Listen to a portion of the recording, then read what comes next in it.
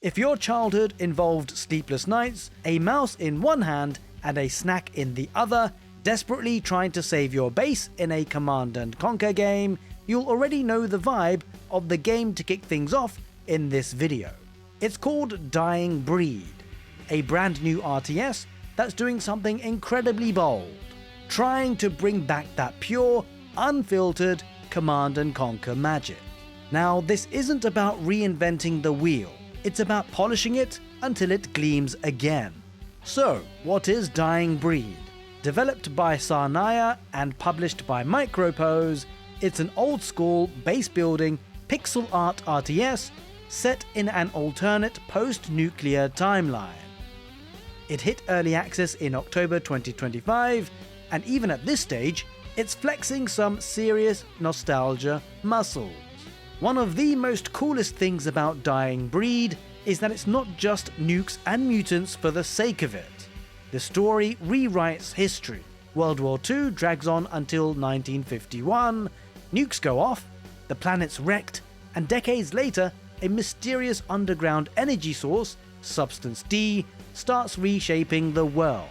You've got factions fighting for what's left, the Westworld Alliance, and the Empire Ascending Order, with a few neutral groups thrown into the chaos. It's got that Cold War meets sci-fi flavor that instantly reminds me of Red Alert's wild alternate timelines. Remember picking between GDI and NOD? Same energy, different philosophies, tech trees, and playstyles, all locked in a tug-of-war for resources.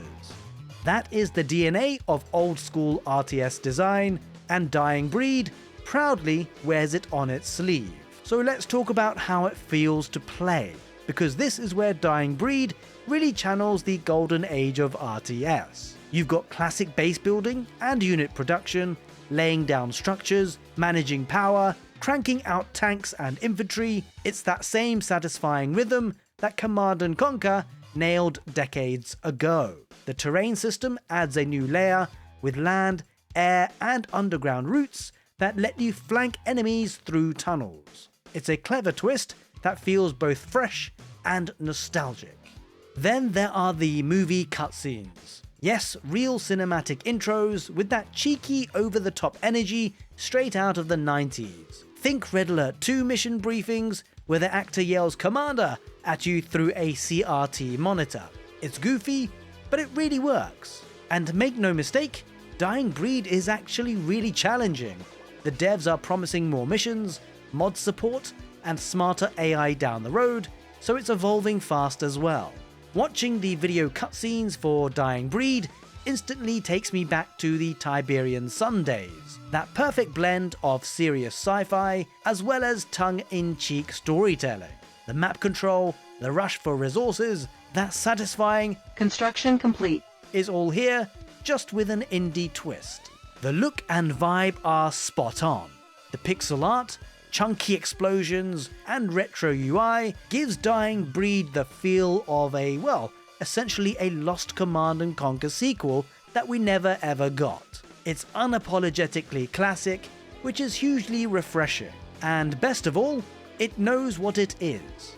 This isn't trying to be a massive 4X strategy game, it's a love letter to the golden era of RTS, and it owns that proudly. So, if Command & Conquer ever had you hooked, Dying Breed will feel instantly familiar, and in the best possible way. You've got that rush for map control, you're expanding, harvesting, and defending just like the old days. Unit counters still matter, no single army build wins every fight, you have to adapt and think on your feet. That balance between defense and offense is alive and well. You are constantly juggling between fortifying your base and launching your next strike. And yep, the cinematic charm of those mission intros hits that same spot as Red Alert's goofy self-aware storytelling. If mod support rolls out like the devs promise, this could turn out into a full-blown RTS sandbox, the kind of game that thrives on community creativity. It's got that same energy we all felt when a refinery blew up, your resources dried out, and you somehow turned it around at the last second. That mix of stress strategy, and satisfaction, that's the magic this game taps into. So, does Dying Breed feel like a new Command & Conquer? Honestly, kind of, yeah. Rough edges and all. The foundation is strong, the nostalgia is real, and it captures that strategic chaos that made RTS games so addictive. If you want to check it out, the early access version is on Steam. Try it, give the devs some feedback, and support the game developers that renew our awesome nostalgic memories through games even in 2025. I always love reminiscing about those classic RTS days. Do you still remember how it felt playing your favorite Command & Conquer game? Let me know in the comments section below.